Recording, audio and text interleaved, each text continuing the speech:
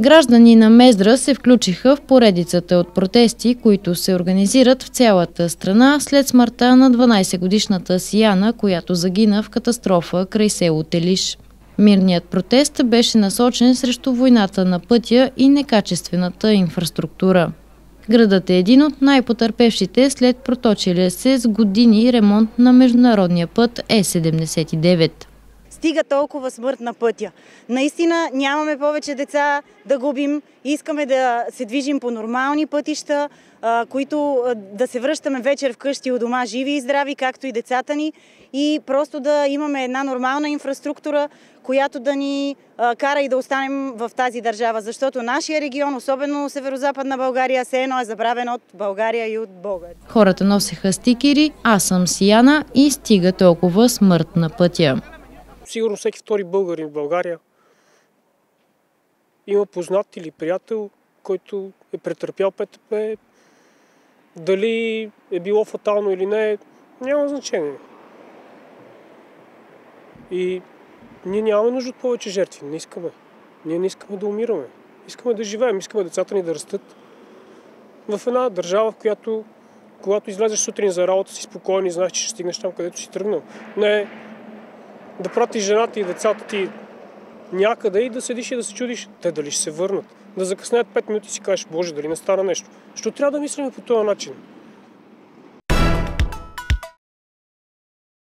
Във връзка с претоварения трафик, преминаващ през град Мездра, както и участъка Мездра пътен възел Моравица и изключително сложната пътна обстановка в целия район, кметът на община Мездра Иван Аспарухов предприе конкретни мерки за временно решаване на проблема. В проведен разговор Аспарухов изрази загриженост за състоянието на пътя Мездра-Моравица и между селата Горна и Долна Кремена, поели целият тежкотоварен трафик. И мен ми се ще да направим Моравица. Някой знае ли откъде може? Един път го направихме 110 хиляди. Откъде е? От мизерните данъци на хората. Аз разбирам да го дадат от държавата, да го ремонтираме как трябва, окей. Ама в крайна сметка ние със собствени средства какво може да издържим. То не е само там. Нали? Същото е и за Долна Кремена. Нали? Между двете села също е да Гаврил Генов, тази ето е една ювка, цялата улица от това движение. И добре да ние собствени средства, какво можем да направим. Само седмица след това и след проведения в петък мирен протест срещу войната по пътищата, кметът излезе с изявление пред цялата общественост в града за взетите конкретни мерки.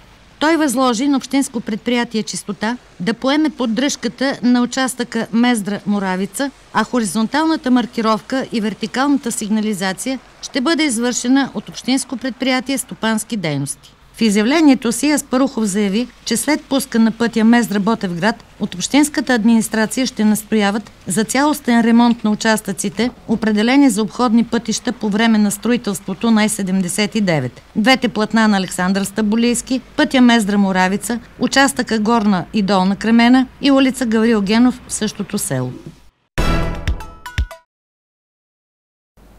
Публично обсъждане на общинският бюджет за 2025 година ще се проведе в Мездра този четвъртък, 17 април от 10 часа. Срещата ще бъде в заседателната зала на общината. На нея могат да присъстват всички граждани на общината, кметовете на кметства и кметски наместници, юридически лица, общинските съветници, ръководители на бюджетни звена и граждански сдружения.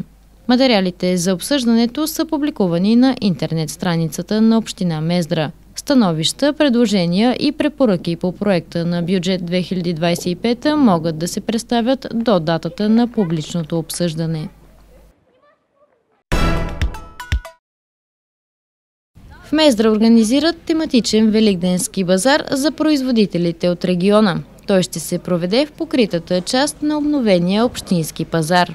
Идеята продължаваме от втора година вече за такива празници като Великден, Рождество Христово, да има тематични базари с приоритет на територията на обновения общински кооперативен пазар, като там да даваме възможност на производители, предприемачи от нашия край, от северо-западния, които да предлагат екологично чисти стоки и продукция.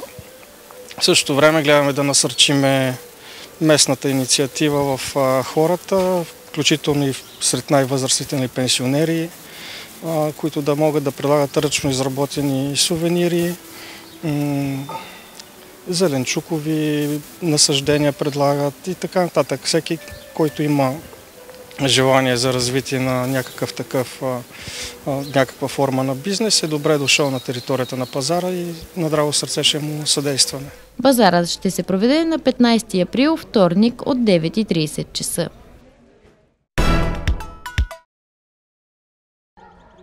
В навечерието на празника Възкресение Христово, детска градина Роза, основно училище Светите Кирил и Методий и Народно учиталище Просвета в Мездра се обединяват в кауза да помогнат на 2 деца от общината. В тази връзка те организират благотворителен великденски концерт, средствата от който ще бъдат дарени на семействата. Благотворителен концерт в подкрепа на семействата на 2 дечица, които са наши бивши възпитаници. Това са Алекс и Марти. Но на фона на националните протести да спрем войната на пътищата, за нас се отвори възможността за още една много важна мисия. В рамките на концерта ние ще имаме възможността да призовем абсолютно всички родители, деца, общественост, да бъдем отговорни и толерантни на пътя, да бъдем внимателни и търпеливи, за да може да запазиме нас и хората, които са около нас. Събитието ще се проведе в двора на детската градина на 16 април, сряда от 16:30 часа. Всеки може да присъства и да подкрепи благородната кауза. –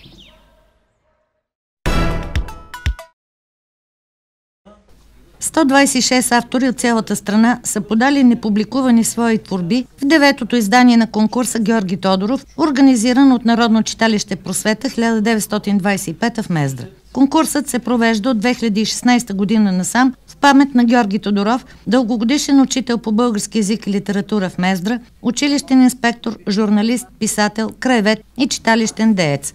В 3 раздела – поезия, художествена проза и краезнание са подадени общо 136 текста, 94 стихотворения, 39 разказа и 3 краеведски материала. В тази годишното издание на конкурса участват 126 автори от цялата страна, които се съревновават в 2 възрастови групи. В първата група от 14 до 19 години са подадени за участие 16 поетични творби, 9 разказа и 1 краеведски материал.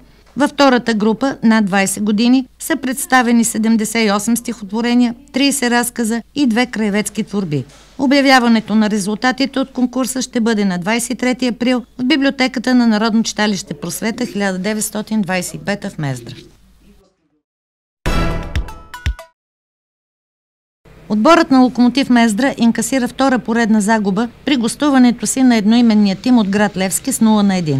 Срещата бе от 20-я кръг на Северозападна трета лига и бе ръководена от главния съдия Станимир Тодоров. Матчът започна с домакински натиск, при който последва изпълнението на няколко ъглови удара. При последния от тях, в 8-та минута, защитник на мездренчани игра с ръка и съдията отсъди 11-метров удар. За топката застана Ивайло Иванов, който откри резултата. При друга ситуация Иванов излезе сам срещу вратаря, но този път не успя да го преодолее. Гостите от Мездра вдигнаха оборотите и овладяха инициативата и до края на матча контролираха и играта, и топката, но до попадение така и не стигнаха. Домакините се затвориха, действаха предпазливо, заиграха насигурно и успяха да измъкнат 3 точки. Така след 20-я кръг мездренчани остават на 6-то място с 28 точки и голова разлика 30-19.